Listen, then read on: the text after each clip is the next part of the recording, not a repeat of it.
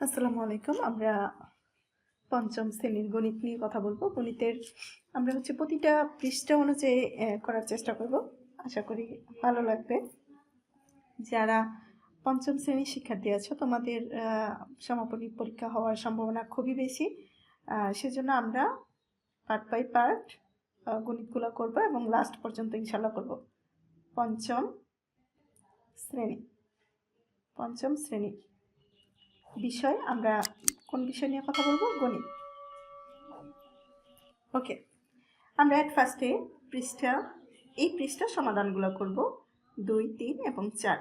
এই পৃষ্ঠাতে যে সমস্যা আছে সেটা নিয়ে কথা বলবো আমরা। প্রথমেই প্রথম অধ্যায় হচ্ছে গুণ। প্রথম অধ্যায় 1 নম্বর অধ্যায় হচ্ছে গুণ সম্পর্কিত সমস্যা। তা আমরা প্রথম যে 2 পৃষ্ঠায় যে সমস্যাগুলো আছে আমরা একটু দেখি। এখান থেকে আমি 2-3টা সমাধান করব, করে দেখাবো। যেমন 5 করলাম, 5 করব, 12 করব। নর্মাল গুণ তোমরা সবাই পারো, তারপরে আমরা একটু চেষ্টা করব। আর যারা না পারো তারা একটু চেষ্টা করো। ওকে, আরেকটা জিনিস লক্ষ্য করি, আমরা গুণের কিছু সূত্র শিখব। এটা গুণ গুণক সমান সমান আমরা যেটা পাই সমান গুণফল। এখন আমি যদি একটা সংখ্যা করি, এটাকে আমি আরেকটু ভালো করে দেখানোর চেষ্টা করতেছি। 417, 5 নম্বর অঙ্কটাই আমরা করব, গুণ 802। এই সমান সমান যা পাবো সেটা গুণফল পাবো। তাহলে এটা গুণক, এটা গুণ্য, আর এটা হবে গুণফল। এখন গুণ সবসময় উপরে নিচে করতে হয়। এখন আমরা 802 এটা দিয়ে গুণ করব। 802 গুণ চিহ্ন এখানে দিব, অথবা রাফও করতে পারো, আমরা রাফ করেও করতে পারি। রাফ 417 গুণ 802। গুণ করার নিয়ম গুণক দিয়ে প্রথমে গুণ্যকে গুণ করতে হয়। এই প্রথম সংখ্যাটা দিয়ে 2 দিয়ে প্রথমে এটাকে করব, তারপর এটাকে গুণ করব এবং এটাকে গুণ করব। 2 দিয়ে প্রথম 3টাকেই গুণ করব। তাহলে 7 দুগুণে 14, 4 হাতে আছে 1, 2 কে 2 আর 1 3, 4 দুগুণে 8। এটার নিচে ক্রস অথবা শূন্য দিতে পারি আমরা। তাহলে শূন্যর সাথে 7 গুণ করলে এখন এই 802, এই 802 এর শূন্য দিয়ে এখন আবার সবগুলোকে গুণ করব। তাহলে 7 0 0, 1 0 0, 4 0 0। এখন 2টা ক্রস দিব, যেহেতু 2টা সংখ্যা পাস হয়ে গেছে 2টা ক্রস দিব, অথবা শূন্যও লিখতে পারো। 7 8 56, 56 6 হাতে আছে 5, 8 একে 8, 8 5 13, 13 3 হাতে আছে 1, 4 32 আর 1 33। আমরা গুণ করার সময় অবশ্যই লক্ষ্য রাখবো যাতে সংখ্যাগুলা নিচে নিচে বসে, অথবা আমরা কিন্তু কমপ্লিট করতে পারবো না, মানে এলোমেলো লাগবে যোগ করার সময়। এখন আমাদের গুণের নিয়ম এখন আমরা কি করব? যোগ করব। এখানে শূন্য দিলে বা ক্রস দিলে যাই দাও না কেন, এটা এটার সাথে যোগ করলে, যেমন শূন্য যোগ করলে শূন্যই 4ই হবে, তাহলে এটা 4। তারপর এটা 3, 6 12 আর 2 14, 4 হাতে আছে 1, 3 আর 1 4, 3 3 3 3 4 4 3 4। এটা গুণফল। গুণক গুণফল। এই গুণককে আমরা আবার এই সূত্রটাকে আমরা আবার 2টা ভাগে ভাগ করতে পারি। এটা সবসময় আমরা একটু লিখি, গুণন গুণক সমান গুণফল। এখন যদি আমি গুণ্য বের করতে চাই, যদি আমরা একটা জিনিস লক্ষ্য করব, যদি সমানের সাইড চেঞ্জ হয়, এটার সাথে গুণ আকারে আছে, যদি এটা সাইড চেঞ্জ করে ওই পাশে নেই তাহলে এটা ভাগ হয়ে যাবে। গুণফল, এই গুণটা ভাগ হয়ে যাবে, ভাগ গুণক। আমরা মনে রাখবো সব সময় যদি সমান সমান, এই সমান চিহ্নের যদি সাইড পরিবর্তন হয় তাহলে যোগ থাকলে বিয়োগ হবে, বিয়োগ থাকলে যোগ হবে, গুণ থাকলে ভাগ হবে, ভাগ থাকলে গুণ হবে। এই সমানের চিহ্নের যদি সাইড পরিবর্তন হয় তাহলে দেখা গেছে আমার এটার গুণক, এই গুণক সাইড পরিবর্তন হয়ে এই পাশে নিচ্ছি, শুধু গুণ্যটা রাখবো। গুণের সূত্র অনেক সময় বলে লিখতে, 1 নম্বর প্রশ্ন আসে গুণ্য সমান সমান কি, তাহলে গুণফল ভাগ গুণক। আবার যদি আমরা গুণক রাখি, গুণক এই পাশে রাখি, তাহলে কি হবে? গুণফল, এটা গুণ, এটা সাইডে এই পাশে নিয়ে এলে ভাগ হয়ে যাবে, গুণ্য। তাহলে আমরা গুণফল সমান সমান গুণ্য গুণন গুণক পাইছি, আবার গুণ্য সমান সমান গুণফল, এই গুণটা এই পাশে চলে গেলে ভাগ হবে, আবার এটাও সমন্বয়ের এই পাশে চলে গেলে ভাগ হবে। এটা কিন্তু মুখস্থ করার বিষয় না, এটা হচ্ছে মনে রাখার বিষয়। গুণ্য গুণন গুণক সমান সমান গুণফল। সমানের যদি সাইড চেঞ্জ হয়, যে গুণ্য এই পাশে রাখলাম, তাহলে গুণকটা ওই পাশে নিয়ে যাব, তাহলে ভাগ হয়ে যাবে। গুণক এই পাশে রাখলাম, গুণ্যটা এই পাশে যাবে, তাহলে গুণফলের সাথে ভাগ হয়ে যাবে।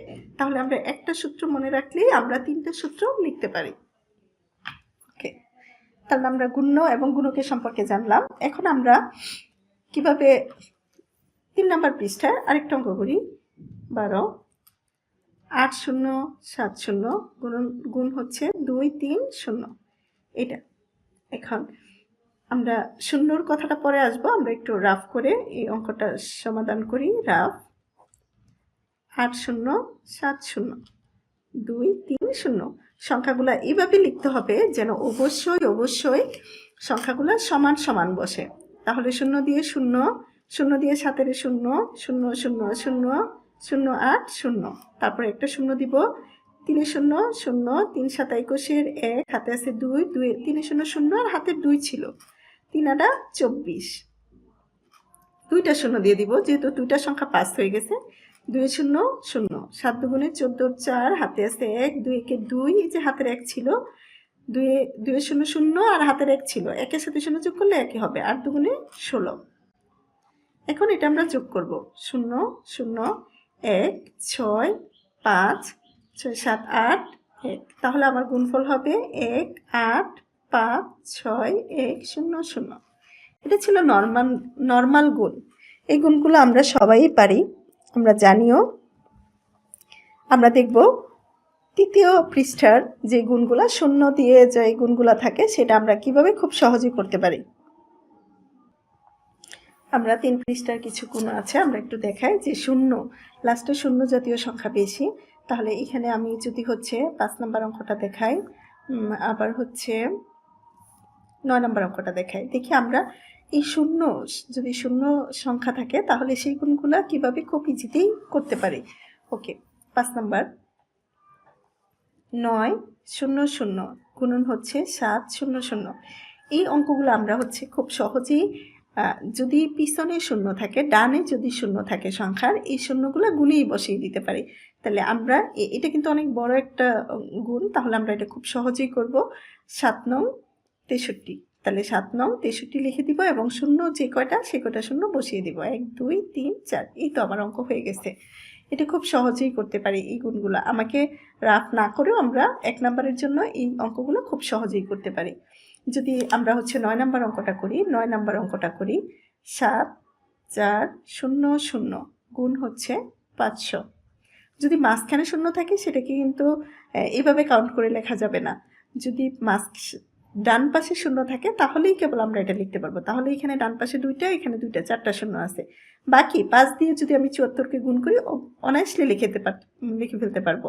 4 5 20 শূন্য, হাতে আছে 2, 5 7 35, 8 2 হচ্ছে 36 37, আর এই যে 4টা শূন্য দিয়ে দিব, 2 3 4। এই তো আমার অঙ্ক হয়ে গেছে। আমরা এই যদি এরকম শূন্য থাকে এই সংখ্যাগুলো আমরা খুব সহজেই গুণ করতে পারি। আমরা আরেকটা সংখ্যা দেখাই, 8 নম্বর দেখাই, 37 0 0 গুণন হচ্ছে 6 0 0।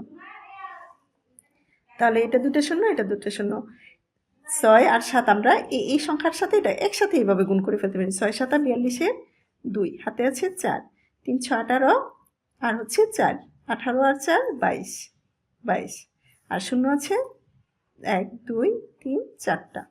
আমরা এইভাবে শূন্যের অঙ্কগুলো করে ফেলতে পারি খুব সহজেই।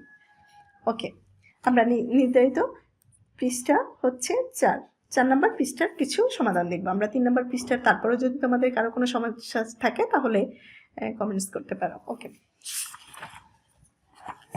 4 নম্বর পৃষ্ঠা সহজ পদ্ধতিতে গুণ। কিভাবে আমরা সহজ পদ্ধতিতে গুণ করব সেটা দেখব আমরা। এখানে কিছু সংখ্যা আছে, আমরা সহজ পদ্ধতিতে গুণ করব। প্রথমে এই 1 নম্বর সমাধানটা দেখি আমরা। এই প্রশ্ন ছিল 101 ইন্টু 45। এখন এটা সহজ পদ্ধতিতে যখন আমরা গুণ করব, আমরা দেখলাম যে শূন্য যদি থাকে তাহলে সেই অঙ্কগুলো খুব সহজে গুণ করা যায়। তাহলে এটাকে আমি শূন্য করে ফেলবো, এরকম একটা পজিশন করব, শূন্য করে ফেলবো।